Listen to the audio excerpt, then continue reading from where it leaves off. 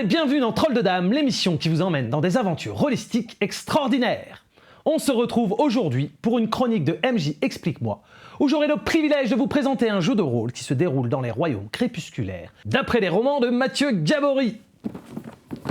Pénombre, et plus particulièrement la boîte de découverte, les premiers cahiers gris, édités par Ether Labs sous la direction de Jérôme Inard. Oui Michel, ça existe déjà les jeux dans les royaumes crépusculaires, je sais. Tu m'as saoulé suffisamment avec ton minotaure obscurantiste. Vieux briscard ayant arpenté les terres de l'Armonde avec Agon, ou jeune aventurier en quête d'univers onirique, laissez-vous transporter par la poésie de Pénombre.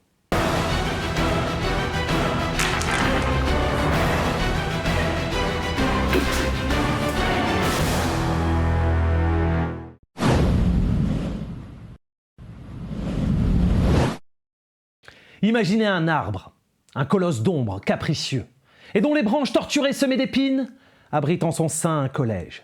Cet arbre, c'est le Souffre-Jour. Et c'est là que naît notre aventure, dans un monde Renaissance Fantasy où vous incarnez une éminence grise, sorte d'agent secret occulte, à la fois diplomate, artiste combattant et magicien, à l'image d'Agode de Rocheronde lui-même. Et vous allez évoluer dans l'Armonde, continent merveilleux, où chaque créature, chaque pierre, chaque ruisseau résonne de concert en une somptueuse mélodie. Une infinité harmonique jouant une partition parfaite. Du moins, c'était le cas à son zénith, la flamboyance. Mais depuis l'apparition de dissonances, sorte de grains de sable dans cette mécanique parfaite, le monde s'abîme et les royaumes s'enfoncent dans un crépuscule sans fin. C'était sans compter sur vous, les éminences grises. Votre formation au collège vous empresse, quels que soient les moyens utilisés, de réenchanter le monde afin de raviver l'harmonie et peut-être pouvoir réanimer la flamboyance. Quel beau programme. Alors quand on dit collège, oubliez les ados boutonneux. Vos personnages sont aguerris, ont été formés par les meilleurs professeurs qui soient, possèdent des compétences et une puissance qui leur permet de mener à bien leur mission. Pour une fois, vous n'allez pas vous faire éclater par le premier manchot venu. Oui Michel, ton minotaure, il a jamais perdu un combat. Dans cet univers poétique, la magie est partout. Dans les arts tels la musique, la déclamation de rimes, les dessins ou même la consommation de sortes de drogues démoniaques.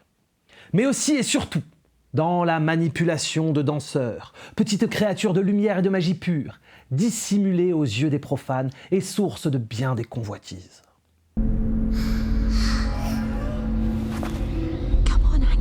Et chacun d'entre vous va manier un ou plusieurs types de magie parmi 12 de ces facettes. L'accord, basé sur la musique. La brigue, discipline qui permet les prouesses dignes des animaux les plus agiles et les plus forts. La conjuration, pour invoquer et pactiser avec les démons. Le décorum permettra de redessiner la réalité à l'aide d'un simple fusain. L'élémentalisme qui puise son essence dans la nature pour déchaîner son énergie. La geste, faite de mots et de rimes bien ajustés, perturbe le cours du temps. La magie des saisons manipule aussi bien le climat que la croissance de la nature et l'émergence des maladies. L'onyxium, magie addictive qui exploite les rejets de marées démoniaques pour s'en approprier les capacités. Le prisme altère la lumière, trouble les sens, afin d'ouvrir de nouvelles perceptions. Et enfin, les trois branches qui utilisent les danseurs. Le joornisme encourage la libre expression du danseur pour en libérer une magie blanche, miraculeuse et protectrice. L'éclipsisme... Nathalie, est-ce que tu es très pour l'écliptisme? L'éclipsisme utilise le danseur tel des outils pour créer des illusions ou d'autres éléments à la convenance du magicien. Et enfin, l'obscurantisme n'hésite pas à torturer les danseurs pour en sortir les pouvoirs les plus destructeurs et dévastateurs. Paradoxalement, malgré son omniprésence, la magie est réservée à une élite et son utilisation est surveillée de très près par une puissante institution, le cryptogramme magicien. Cette boîte vous décrit également succinctement les différents royaumes de l'Armonde, ainsi que les peuples qui y cohabitent. C'est là où il y a des pépites d'originalité. Vous souhaitez incarner autre chose que les sempiternels elfes ou autres guerriers humains. Dans Pénombre, vous aurez le choix parmi 15 peuples singuliers, aux thématiques fortes. Je vous en présente quelques-uns pour vous faire saliver. Vous allez pouvoir endosser le rôle, par exemple, d'un géant, monstre de démesure et de mélancolie, dont la taille est à la fois la plus grande force et le plus grand malheur. Une âme accouchée, objet sorti de leur torpeur éternelle, amené à la vie par la puissance d'une fée noire et parcourant à présent le monde des vivants. Ou bien celui qui a le plus titillé ma fibre poétique à la lecture, un opalin de la romance, démons fugitifs qui ont réussi à s'émanciper des lois obscures grâce à l'amour. Même des danseurs affranchis, esclaves libérés du joug de leur maître et qui devront apprendre à gérer leur innocence perdue et leur toute nouvelle liberté. Mais non, Michel, j'ai pas le temps de tous les présenter. Comment ça, t'arrêtes de respirer si je présente pas le Minotaure? T'abuses, Michel. Bon le Minotaure, créature monstrueuse, qui tisse un lien tellement puissant avec le lieu dont il est le gardien, qu'il le transforme irrémédiablement en labyrinthe.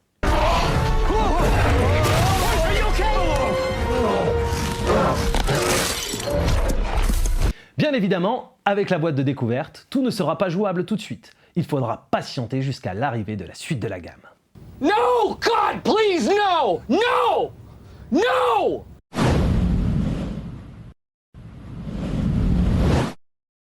Pour les règles, on s'attaque à un sacré morceau. Non pas qu'elle soit particulièrement compliquée, mais la proposition faite est assez inhabituelle et mérite qu'on s'y attarde un petit peu. Le temps de jeu tout d'abord. Plutôt que de diviser les actions en rounds, qui correspondraient à un certain laps de temps, il est proposé que chaque éminence grise ait 2 actions par tour, qui correspondent chacune à un verbe d'action, ce qui laisse à chacun un temps égal à jouer. Ensuite, pour effectuer une action, nous allons déterminer à quelle harmonique se référer. L'âme pour les actions sociales, l'esprit pour les actions mentales, l'étincelle pour tout ce qui est sensoriel, l'harmonique de nature correspond aux actions physiques, et enfin la nuit pour les actions scélérates. Le voilà, le scélérat de tous les arnaqueurs, il est Galleroi. On lancera le dé correspondant d'un des 4, un des 12, et chaque tranche de 4 apporte une réussite. Le MJ, que l'on appelle le psycholune, choisit une difficulté, le nombre de réussites nécessaires, généralement de 1 réussite par défaut à 4 pour exceptionnel. Afin d'atteindre le nombre de succès nécessaires, on pourra mobiliser l'un de ses atouts. Les atouts se présentent sous forme de petites phrases que le joueur peut relier à la narration afin de lancer de 1 à 3 dés supplémentaires. Il vous faut un exemple. Esmeralda, la Banshee, essaye de passer inaperçue et d'entrer furtivement dans un bâtiment. Elle possède un atout qui se nomme « Personne ne fait jamais attention à moi » et qui colle à merveille avec la situation, lui octroyant 3 d6 supplémentaires puisqu'elle possède le niveau 3. Attention, chaque dé doit atteindre le seuil de 4, il ne peut pas être additionné. Les éminences grises possèdent une ressource sous forme de jetons, qui est un peu le cœur du système. Ils commencent avec autant de jetons que leur maximum de conscience et disposent également d'une réserve collégiale dans laquelle chacun peut piocher selon ses besoins.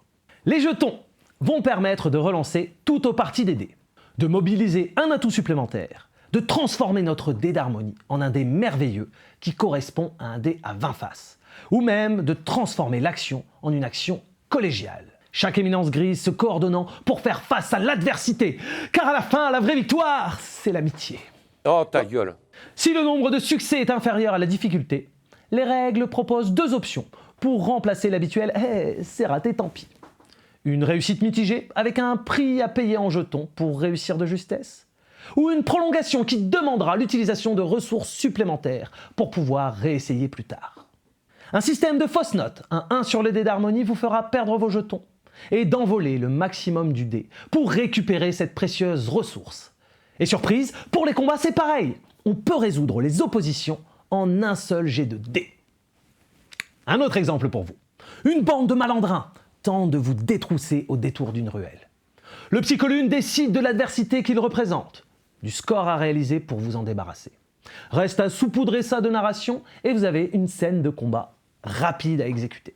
Non mais pleure pas Michel, ils ont pensé à toi. Il y a des règles d'opposition pour les vétérans. Tout le monde va savoir que c'est ta grosse hache qui fait le plus de dégâts. Les jetons représentent également votre résilience et remplacent les éternels points de vie. Vous pouvez, lorsque vous dépensez des jetons, remplacer leurs pertes en subissant une complication à la place, sous forme de traumatisme, physique, psychologique ou social, qui rajoutent du piquant à nos aventures et permettent de nombreuses situations rocambolesques. La douleur peut être une source de plaisir.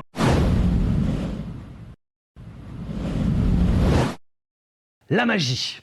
Pour produire un effet magique, il va falloir tout d'abord dépenser l'un de nos précieux jetons, puis accomplir le prérequis afin de mobiliser le niveau de magie désiré. Un petit exemple. Akbar le satyre voudrait faire accepter un mensonge, un tout petit. Pour ça, il utilise la magie de l'accord, dépense un jeton pour produire l'effet magique, interprète un morceau de musique à l'aide de sa lyre abyssale, c'est notre prérequis. Malheureusement, il ne possède qu'un niveau 1 en accord et il faudrait mobiliser un niveau 3. Il va donc dépenser 2 jetons supplémentaires et grâce à ça, il entre en résonance avec l'esprit de sa cible et pénètre l'espace mental tant que dure la musique. Et pouvoir enfin y implanter son tout petit mensonge. Plutôt qu'un effet précis, la magie est laissée à la libre interprétation des personnages et du psycholune. Ce qui adapte son utilisation à toutes les situations. La seule limite, c'est l'imagination. Imagination. Ça colle parfaitement à l'univers et permet aux joueurs d'être au centre de la narration. Chaque personnage commence également la partie avec un pouvoir très puissant, qui, utilisé au bon moment, peut faire pencher la balance dans le sens de l'éminence grise. Attention, il n'est utilisable qu'une fois entre les repos.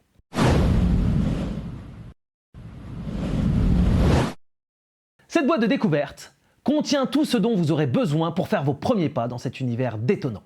Un livre de règles présente succinctement l'univers, les peuples, les royaumes et le collège du Souffre-Jour. Une superbe carte de l'art-monde, 6 personnages prétirés haut en couleur avec un historique et des conseils d'interprétation. Ainsi que leur aide de jeu pour vous accompagner dans l'utilisation des arts magiques. Un livret de 3 scénarios afin de découvrir ce monde merveilleux de la meilleure des manières. Vous trouverez un plan et des aides de jeu superbement illustrées pour chaque scénar.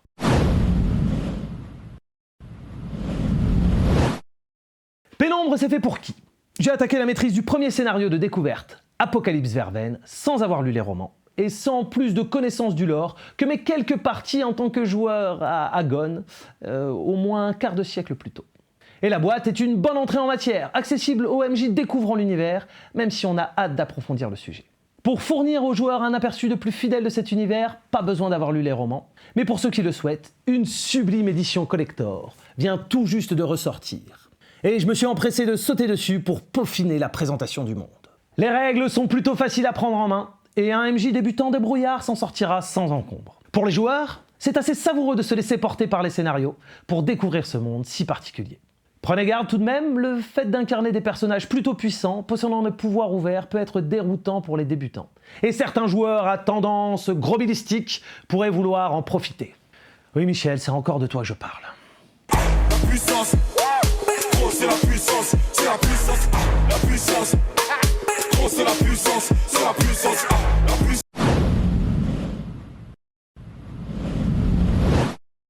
Et le psychologue ne jette pas de dés et en tant que MJ, ça manque toujours un peu. De rajouter la tension dans les obstacles mis sur la route des personnages et permettre de ne pas être le seul responsable de leur malheur. Voilà. Non, j'ai pas touché. J'ai pas touché. Il peut également sembler que le dé de merveille, le dé 20 qui peut remplacer n'importe quelle harmonie, est plutôt puissant. La puissance. Il faudra donc pousser vos joueurs à l'utiliser avec parcimonie. Et n'ayez crainte, il me semble que cela est réservé à la boîte d'initiation. Le petit doigt me dit que dans la version du livre de base, il y aura tout un tas de garde-fous pour rendre son utilisation plus complexe et plus liée à la narration. Mis à part ces quelques détails, vous l'aurez compris, c'est un énorme coup de cœur pour votre serviteur. Une superbe boîte de découverte. La qualité des illustrations vous plonge tout de suite dans ce monde fantastique. Une superbe entrée en matière et on a hâte de découvrir la continuité de la gamme. On est avec cette boîte de découverte très loin d'une V2 d'Agon. Pénombre propose de vivre des aventures en abordant un angle d'attaque totalement différent de son vénérable ancêtre. On se focalise sur les missions et le souffre-jour, sans pour autant renier la filiation. Notamment grâce aux auteurs, artistes et illustrateurs talentueux, dont certains signaient déjà quelques-unes des plus belles œuvres du jeu de rôle des années 2000. Si vous voulez vous lancer, on vous met les liens avec l'actualité du jeu en description. De nombreuses ressources téléchargeables gratuitement sur le site Dater Lab vous attendent pour nous rejoindre dans cette aventure. En attendant, n'hésitez pas à nous dire dans les commentaires si vous voulez en savoir plus sur Pénombre. Pour nous soutenir, vous connaissez la chanson, on like, on partage, on s'abonne. Et surtout, arrêtez de vous trouver des excuses pour jouer et sortez-vous les dés du cul. Salut les trolls!